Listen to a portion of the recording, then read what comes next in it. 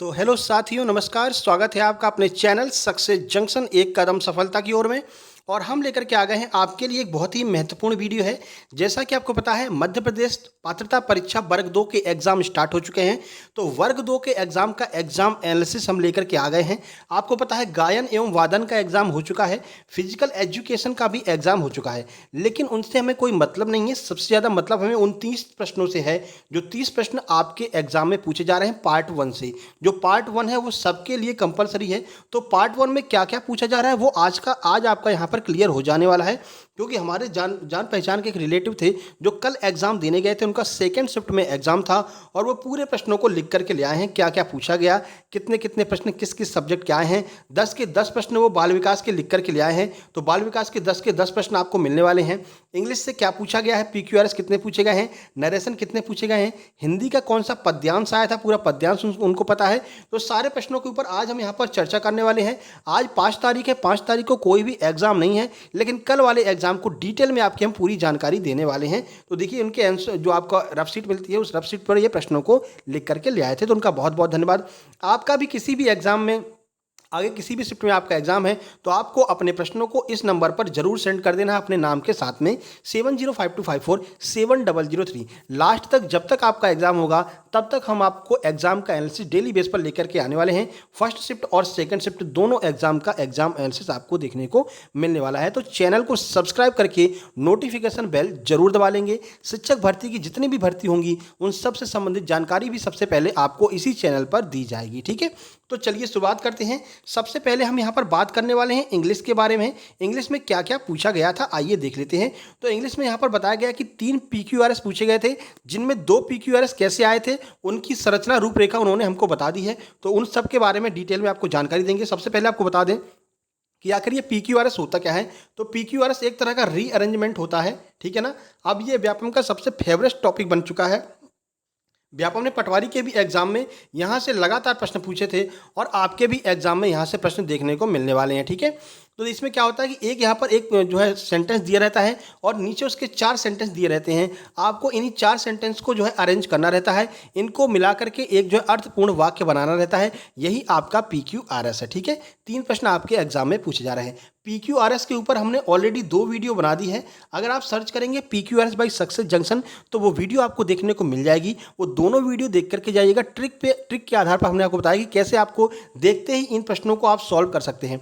और जिसका इंग्लिश का एग्जाम है, जिनका मेन सब्जेक्ट इंग्लिश है, उनको तो वो दोनों वीडियो जरूर देख करके जानी है, क्योंकि 10 से 12 नंबर के PQRS आपके एग्जाम में देखने को मिलने वाले हैं, जिनका मेन सब्जेक्ट इंग्लिश है। तो सर्च कर लेना भाई, चाहे गूगल पर सर्च कर लेना, चाहे यूट्यूब पर सर्च कर लेना सक्सेस जंक्शन PQRS, तो वो दोनों वीडियो आपको देखने को मिल जाएंगी। दोनों वीडियो आपको देख करके जाना है। ठीक है, चलिए अब शुरुआत करते हैं, कैसे इसको सॉल्व करेंगे, क्या ट्रिक यहाँ पर लागू होती है, वो सब आपको हम इन 2-3 प्रश्नों में बता देंगे। तो देखिए, सबसे पहले पहली लाइन क्या दी हुई, पहला सेंटेंस क्या दिया है। तो इफ़ यू नीड हेल्प, अगर आपको हेल्प चाहिए तो फिर ये 4 ऑप्शन आपको दिए हैं। ऑप्शन ए कह रहा है promptly and politely, option B कह रहा है ask for attendant, option C कह रहा है to help our customer, option D कह रहा है हु हैव इंस्ट्रक्शन। ठीक है, अब इनको मिलाकर के एक अर्थपूर्ण आपको वाक्य बनाना है। ठीक है, सबसे पहले आपको ध्यान रखना, ये जो हु है, ये हु 2 वाक्यों को जोड़ने का काम करता है और हु के तुरंत पहले आपको नाउन भी देखने को मिलेगा, या तो नाउन या फिर प्रोनाउन। ये नाउन या प्रोनाउन और 2 वाक्यों को कनेक्ट करने का काम करता है। यानी कि आपको ये ध्यान रखना है कि शुरुआत कभी भी हु से नहीं होगी। तो अब ये देखिए, ऑप्शन में अगर किसी की भी शुरुआत डी से हो रही होगी तो उन ऑप्शन को हम हटा देंगे। तो देखिए, ऑप्शन नंबर सी और ऑप्शन नंबर डी एक ऐसे ऑप्शन हैं जिनकी शुरुआत डी से हो रही है, तो ये दोनों आपके हट जाएंगे, यानी कि ये दोनों ऑप्शन इरेज हो जाएंगे। अब बचे 2 ऑप्शन, जिसमें कि ऑप्शन नंबर ए की शुरुआत BADC है, ऑप्शन बी की शुरुआत BDCA है। अब देखिए, अब थोड़ा अपना दिमाग लगाइए। एक बात बताइए, अगर आप हेल्प करने की मतलब अगर आप किसी हॉस्पिटल में गए हैं और आपको अगर हेल्प चाहिए तो आप किससे हेल्प मांगेंगे? आप उस अटेंडेंट से हेल्प मांगेंगे जिसके पास में इंस्ट्रक्शन होता है। कस्टमर के पास में इंस्ट्रक्शंस तो होता नहीं है ना। तो ये जो हु है उसके तुरंत पहले आपको एक नाउन चाहिए, और नाउन आपको कौन से ऑप्शन देखने को मिल रही है, या तो सी में है या फिर बी में है। लेकिन आपको अगर इंस्ट्रक्शन इंस्ट्रक्शंस चाहिए तो आपको इंस्ट्रक्शंस किससे चाहिए, तो जो अटेंडेंट होगा उसी के पास में इंस्ट्रक्शंस होंगे। तो डी के तुरंत पहले आपको बी देखने को मिलेगा। तो जिस भी ऑप्शन में डी के तुरंत पहले बी होगा वही आपका आंसर हो जाएगा। तो देख लीजिए ऑप्शन नंबर बी जो है उसमें डी के तुरंत पहले बी है, यही आपका आंसर हो जाएगा। इसको आप आराम से रीअरेंज करके, वीडियो को पॉज करके इसको रीअरेंज करके देख सकते हैं। एक अर्थपूर्ण जो है शब्द यहाँ पर, एक अर्थपूर्ण पूरा वाक्य आपको देखने को मिल जाएगा। बाकी डिटेल में इसकी जानकारी आपको हमारे जो PQRS वाली वीडियो है उसमें देखने को मिल जाएगी। उसमें हमने आराम से जो है बिल्कुल अच्छे से सॉल्व भी कराया, ठीक है। तो ये कुछ ट्रिक आपको भी वहाँ पर देखने को मिल जाएंगे जिसके थ्रू जो है आप इन प्रश्नों को आसानी से सॉल्व कर सकते हैं। यहाँ पर हमने बताया भी है डी और बी का पेयर बनेगा। हु एक रिलेटिव प्रोनाउन है जिसके पहले एक नाउन आनी चाहिए। तो इस तरह से हम इसको सॉल्व कर सकते हैं, ठीक है। चलिए आगे बढ़ते हैं। बाल विकास के 10 पूरे 10 के 10 प्रश्न लिख लिया है भाई साहब। तो बाल विकास के प्रश्नों को हम आपको लास्ट में बताने वाले हैं, ठीक है ना।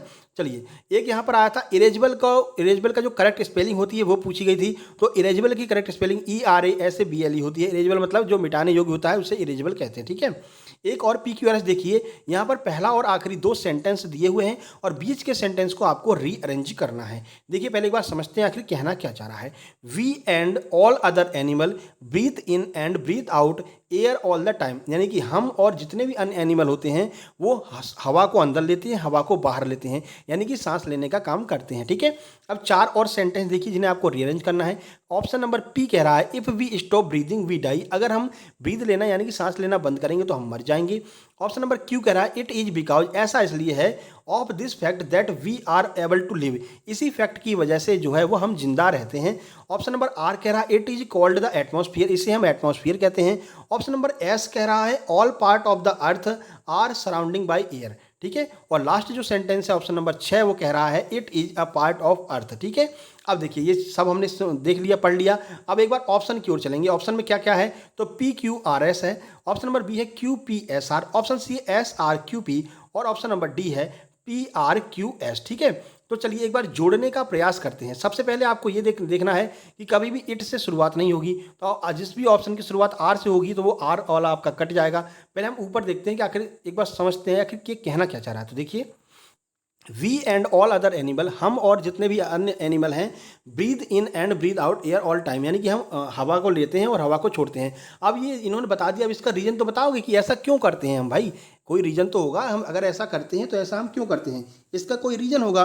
तो रीज़न किस में बताया गया है कि, तो रीज़न ऑप्शन नंबर क्यू में बताया है कि इट इज़ बिकॉज, ऐसा हम इसलिए करते हैं this fact that we are able to live, ये एक ऐसा फैक्ट है जिसकी वजह से हम जिंदा रहते हैं। तो ये तो पक्का हो गया कि S1 के तुरंत बाद में Q आने वाला है, यानी कि जो भी आपका आंसर होगा उसके ऑप्शन की शुरुआत Q से होगी। अब चलिए देख लेते हैं किसकी शुरुआत यहाँ पर Q से हो रही है।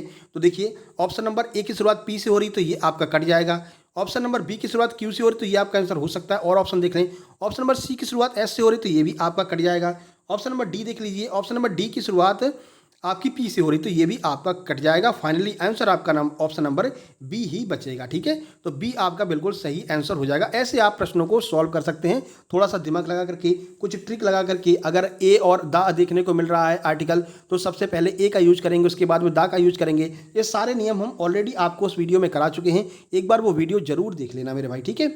चलिए आगे बढ़ते हैं, अगला देखते हैं। उसके बाद में यहाँ पर एक और करेक्ट वर्ड करने को आया था जो कि जजमेंट। जजमेंट को करेक्ट करने के लिए पूछा गया था जजमेंट की करेक्ट स्पेलिंग क्या होती है। तो JUDGEMENT ये जजमेंट की करेक्ट स्पेलिंग होती है। ये जो है आपको याद रखना, 2 प्रश्न करेक्ट स्पेलिंग से पूछे गए थे। उसके बाद में 2 प्रश्न जो है वो आपके नरेशन से पूछे गए थे। तो नरेशन के ऊपर भी हमने ट्रिक वाली वीडियो बना दी है, सर्च कर लेना नरेशन बाय सक्सेस जंक्शन। तो 2 वीडियो आपको देखने को मिल जाएंगी, वो दोनों वीडियो आपको देख करके जाना है। इसके अलावा एक्टिव पैसिव से एक प्रश्न था, तो एक्टिव पैसिव की वीडियो ऑलरेडी बना चुके हैं। पटवारी में ये सारे प्रश्न पूछे जा रहे थे, तो उसी आधार पर हमने तुरंत उसी समय ही जो है वीडियो बना दी थी। ये तीनों वीडियो आप देख करके जाएंगे तो आपकी बहुत हेल्प मिलने वाली है इंग्लिश सब्जेक्ट में, ठीक है। इंग्लिश से लगभग 9 प्रश्न आपके पूछे गए थे। जीके और जीएस से प्रश्न पूछे ही नहीं गए, केवल एक प्रश्न पूछा गया था जीके जीएस रीजनिंग से, और जीके जीएस के रीजनिंग वाले प्रश्नों को उठा करके यहाँ पर उसका काम जो है वो इंग्लिश ने कर दिया। इंग्लिश के 8 से 9 प्रश्न पूछे गए थे। हालांकि जो सिलेबस है उसमें 5 प्रश्न दिए गए हैं, लेकिन व्यापम कहाँ सिलेबस के आधार पर चलता है ना। अपनी मनमानी करता है। चलिए बात हिंदी की कर लेते हैं। तो हिंदी में जो है गद्यांश से 4 प्रश्न पूछे गए थे, ठीक है ना। वो गद्यांश तो इनको नहीं याद है, लेकिन पद्यांश इनको जरूर याद था। उन्होंने लिख करके भेजा था कि कौन सा पद्यांश था। तो ये पद्यांश भेजा था, यह दंतुरित मुस्कान, उन्होंने लिख करके भेजा था कि दंतुरित मुस्कान वाला पद्यांश आया था। जब हमने इसको गूगल पर सर्च किया तो एक टेक्स्ट बुक नामक जो ऐप है उसमें ये देखने को मिल गया था, ये पूरा का पूरा। तो पूरा का पूरा ये पद्यांश मिल गया, और पद्यांश से कौन कौन से प्रश्न पूछे जा सकते हैं वो प्रश्न भी मिल गए। तो उसको हमने यहाँ पर सॉल्व करा दिया पूरा का पूरा। हमने जब वेरीफाई किया उनसे तो उन्होंने कहा बिल्कुल सर यही जो है पद्यांश पूछा गया था। तो कौन सा पद्यांश है देख लीजिए। या दंतुरित मुस्कान, मृतक में भी डाल देगी जान, धूलि दूसर तुम्हारे ये गात, छोड़कर तालाब मेरी झोपड़ी में खेल रहे जलजात, परस पाकर तुम्हारा ही प्राण, पिघल कर जल बन गया होगा कठिन पाषाण, छू गया तुमसे कि झरने लग लग पड़े शेफालिका के फूल, बांस था कि बबूल तुम मुझे पाइए नहीं पहचान, देखते ही रहोगे अनिमेष थक गए हो आंख लूं मैं फिर। तो ये पद्यांश दिया हुआ था, ठीक है ना, ये हमें टेक्स्ट बुक पर मिल गया था, ठीक है ना। तो इस पद्यांश का क्वेश्चन कौन कौन से पूछे जा सकते हैं वो देख लेते हैं। तो गात का क्या अर्थ होता है। तो गात का अर्थ शरीर होता है, ये प्रश्न पूछा गया था आपके कल वाले एग्जाम में, ठीक है ना। जलजात का पर्यायवाची शब्द कौन सा है, इसी में आपसे पर्यायवाची पूछ लेंगे, इसी में अलंकार पूछ लेंगे, रस इसी में पूछ लेंगे, पद्यांश के अंदर गद्यांश के अंदर, ये भी आपको ध्यान में रखना है। तो जलजात का पर्यायवाची पंकज, कमल, नीरज, जलज। जलजात का अर्थ है जो जल में जन्म लेता है उसे जलजात कहते हैं। ये सारे ऑप्शन हो सकते हैं, उसमें जो भी आंसर दिया गया होगा वो आपका आंसर होगा। बांस था कि बबूल में कौन सा अलंकार है। तो बांस था या बबूल था, तो यहाँ पर संदेह हो रहा है ना, बांस है कि बबूल है, तो संदेह अलंकार बिल्कुल इसका सही आंसर हो जाएगा। पद्यांश के अनुसार कमल का फूल कहाँ पर खिलता है। तो वहाँ पर ऊपर दिया गया है कि कमल का फूल जो है वो झोपड़ी में खिल गए मेरे झोपड़ी में जलजात, और जलजात को कहते हैं कमल का फूल। तो जो कमल का फूल है वो झोपड़ी में खिल रहा है, ऐसा वहाँ पर जो है पद्यांश में बताया गया है। और उसने कीचड़ भी दिया था, लोगों ने जल्दबाजी में कीचड़ लगा दिया, लेकिन वो कह रहा है भाई पद्यांश के अनुसार, आपके अनुसार नहीं, पद्यांश के अनुसार। तो पद्यांश से बता रहा है कि हमारी झोपड़ी में कमल का फूल खिला है, ठीक है ना। भाई वीडियो को लाइक कर देना, इतनी मेहनत आपके लिए कर रहे हैं। चैनल को सब्सक्राइब कर लेना, लगातार आपके पास में एग्जाम ऐसे लास्ट तक आता रहेगा, ठीक है ना, दोनों शिफ्ट का, ठीक है। उसके बाद में एक पर्यायवाची का प्रश्न था और एक विलोम का प्रश्न भी एक्स्ट्रा पूछा गया था। तो लगभग 10 प्रश्न आपके हिंदी में पूछे गए थे, ठीक है। चलिए बाल विकास की बात कर लेते हैं। तो बाल विकास के सारे प्रश्नों को उन्होंने हमारे पास में भेज दिया, सारे प्रश्न बाल विकास के 10 प्रश्न वो लिख करके ले आए थे। आइए देख लेते हैं। तो देखिए, बुद्धि का द्विखंड सिद्धांत का प्रतिपादन किसने किया था, ये पूछा गया था। तो स्पीयरमैन ने बुद्धि के द्विखंड सिद्धांत का प्रतिपादन किया है। अब अगर द्विखंड पूछा गया है तो बहुखंड भी पूछा जा सकता है। तो बुद्धि के बहुखंड का जो प्रतिपादन है वो थॉर्नेडाइक ने किया है, ये आपको याद रखना, आगे आपसे पूछा जा सकता है आपके एग्जाम में, ठीक है। गिलफोर्ड के बुद्धि संबंधी मॉडल में निम्न में से कौन सा आयाम नहीं है। तो गिलफोर्ड ने 3 आयाम दिए हैं, वो कौन कौन से 3 आयाम हैं। तो विषय वस्तु, संक्रिया और उत्पादन, ये 3 आयाम गिलफोर्ड ने दिए हैं। इनमें से कोई एक अलग दिया होगा जो वही आपका आंसर होगा, ठीक है ना। तो यही पूछा था गिलफोर्ड के बुद्धि संबंधी मॉडल में कौन सा आयाम नहीं है, देख लेना क्या पूछा है, कौन सा आयाम नहीं है। तो ये 3 तो होते हैं, इनके अलावा जो ऑप्शन होगा वही आपका आंसर होगा, ठीक है ना। ऐसे पूरी डिटेल में आपको हम जो है सॉल्यूशन कराने वाले हैं आपके हर शिफ्ट के हर प्रश्न का, ठीक है। हर दोस्तों को भी आपको बता देना कि भाई ऐसे बिल्कुल डिटेल में आपको अगर जानना है तो सक्सेस जंक्शन को सब्सक्राइब कर लेना और इसका टेलीग्राम चैनल भी ज्वाइन कर लेना, जिसकी लिंक डिस्क्रिप्शन बॉक्स में दी गई है। देखिए, कक्षा में किसी छात्र द्वारा किए गए गलत उत्तर को सुनकर अन्य छात्र जो है वो हंस पड़ते हैं। ऐसे में एक शिक्षक का क्या कर्तव्य होता है। तो एक शिक्षक का ये कर्तव्य होता है कि हंसने वाले छात्र को रोकना और उन्हें बताना चाहिए कि कभी कभी सभी से गलती होती है, ठीक है ना। तो कुछ प्रश्न ऐसे भी थे जो आप अपने दिमाग का इस्तेमाल करके अपने कॉमन सेंस के आधार पर भी सॉल्व कर सकते थे, कुछ प्रश्न ऐसे भी थे। चलिए आगे बढ़ते हैं। देखिए, अगला था आत्म प्राप्ति के सिद्धांत का संबंध किससे है। तो आत्म प्राप्ति का जो सिद्धांत है वो मोस्लो के द्वारा दिया गया था। अधिगम से प्रश्न आया था, अधिगम वक्र में प्रथम सोपान कौन सा है। तो प्रारंभिक तेजी जो है वो अधिगम वक्र में प्रथम सोपान होती है, ठीक है। स्किनर ने नैमित्तिक अनुबंध संबंधी प्रयोग किस पर किया था। तो स्किनर ने नैमित्तिक अनुबंध संबंधी जो प्रयोग है वो चूहे पर किया था, ये आपको याद रखना है, ठीक है। यदि सभी छात्र आपके प्रश्न का सही उत्तर नहीं देते हैं तो आप क्या करेंगे, और बहुत सारे ऑप्शन दिए थे। इसका सही आंसर होगा प्रश्न बदलकर उत्तर प्राप्त करने का प्रयास करेंगे, ठीक है ना। ये इसका बिल्कुल सही आंसर हो जाएगा। बहुत बहुत धन्यवाद है उनका जिन्होंने इतने सारे प्रश्न हमारे पास में 10 के 10 प्रश्न बाल विकास के उन्होंने हमारे पास में भेज दिए। आपका भी अगर एग्जाम हो तो आपको भी यही काम करना है, उस व्हाट्सएप नंबर पर आपने सभी प्रश्नों को भेज देना है। जैसे हमने पटवारी में पूरा डिटेल में जानकारी दी थी, डिटेल में हर एक शिफ्ट का एग्जाम एनालिसिस कराया था, वैसे ही हम आपका जो है मध्य प्रदेश जो आपका फॉरेस्ट गार्ड आने वाला उसका भी एग्जाम एनालिसिस कराएंगे और आपका शिक्षक वाला भी एग्जाम एनालिसिस हम कराने वाले हैं, ठीक है। चलिए प्रश्न नंबर 8, ऑपरेशन ब्लैक बोर्ड नामक कार्यक्रम किससे संबंधित है? तो ऑपरेशन ब्लैक बोर्ड जो है वो प्राइमरी स्कूलों के लिए शुरू किया गया था। 9 देखिए, रटने की आदत से क्या हानि होती है? तो रटने की आदत से मौलिक चिंतन में जो है वो बाधा उत्पन्न होती है। रटने की आदत से, ये आपको याद रखना है। ऐसे ही प्रश्न आपके एग्जाम में पूछे जा रहे हैं, ज़्यादा घबराना नहीं है। साथ ही साथ में आपको बता दें कि उनका फिजिकल एजुकेशन का जो है उनका मेन सब्जेक्ट था। उन्होंने ये बताया कि मेन सब्जेक्ट से बिल्कुल अच्छे प्रश्न और बिल्कुल ऑन द टॉपिक प्रश्न पूछे जा रहे हैं, ऐसा नहीं कुछ अलग से पूछ लिया हो, ठीक है ना। तो मेन सब्जेक्ट से तो वो जैसे का जैसा पूछ रहे हैं, जितना उन्होंने पूछने को कहा था उसी आधार पर पूछ रहे हैं। लेकिन इन 30 प्रश्नों में जो है गड़बड़ कर रहे हैं। इन 30 प्रश्नों में क्या कर रहे हैं, जीके का केवल एक प्रश्न पूछा है। इस जीके वाले प्रश्नों को उन्होंने इंग्लिश में शिफ्ट कर दिया, इंग्लिश के ज़्यादा प्रश्न पूछ लिए हैं। बाल विकास के पूरे 10 पूछे, हिंदी के पूरे जो है 10 पूछे हैं, लेकिन उन्होंने यही काम कर दिया है, जीके और इंग्लिश को मिक्स कर दिया है, ठीक है ना। चलिए कुछ और प्रश्न देखते हैं। यदि आपकी कक्षा का कोई छात्र अनुपस्थित है तो आप क्या करेंगे? तो छात्र के अभिभावक से इसका कारण पूछेंगे कि आखिर वो क्यों नहीं आया हुआ है, ठीक है ना।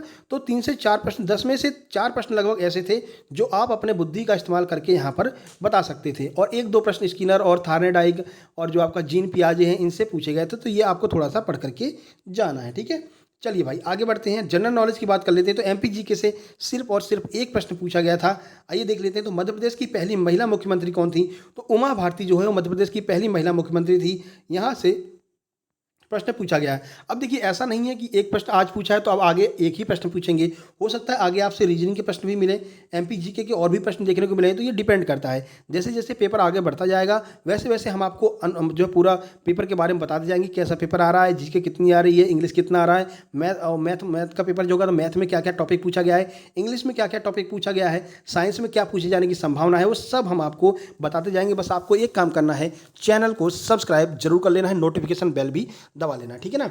इसके अलावा आपको बता दें जो उनका मुख्य विषय था फिजिकल एजुकेशन, वहां से पूरे के पूरे 120 प्रश्न पूछे गए थे और बिल्कुल ऑन द पॉइंट बिल्कुल सही प्रश्न पूछे गए थे, ठीक है ना, कोई दिक्कत नहीं थी।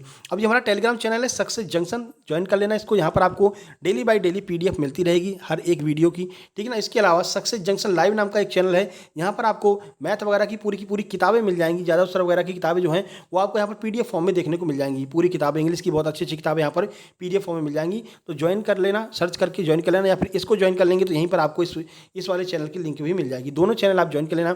अब एक काम आप कर लीजिए, वीडियो को लाइक कर दीजिए, शेयर कर दीजिए दोस्तों के पास, और चैनल को सब्सक्राइब करके नोटिफिकेशन बेल दबा लेना। और हर दोस्त को बता देना कि सबसे पहले सबसे ज़्यादा प्रश्न आपको आपके अपने चैनल सक्सेस जंक्शन पर ही मिलने वाले हैं। अब हमारे वीडियो के प्रश्नों को देख करके बहुत सारे लोग वीडियो बनाएंगे और अपलोड करेंगे, लेकिन सबसे पहले सबसे ज़्यादा प्रश्न आपको अपने ऑथेंटिक चैनल सक्सेस जंक्शन पर ही देखने को मिलेंगे। तो सब्सक्राइब जरूर कर लेना अगर आपका वर्ग 2 का एग्जाम है। इसके बाद में जैसे इसका मेंस एग्जाम की डेट आएगी तो वो भी हम आपको बता देंगे। और हाँ एक बात और, इसमें माइनस मार्किंग नहीं है। बहुत से लोग पूछ रहे थे सर माइनस मार्किंग है क्या है, तो इसमें माइनस मार्किंग नहीं है। जो भैया पेपर देकर के आए उनके 112 नंबर आए हैं, यानी कि ये हम बिल्कुल श्योर है कि इनका सिलेक्शन तो होना ही होना है। इसके बाद जो मेंस होगा उसमें भी इनका सिलेक्शन हो जाएगा, ठीक है। वर्ग 1 का जब मेंस स्टार्ट होगा तो उसके बारे में भी पूरी जानकारी हम आपको देंगे। चलिए जल्द ही मिलते हैं कल सुबह शिफ्ट 1 में, तब तक के लिए नमस्कार, धन्यवाद।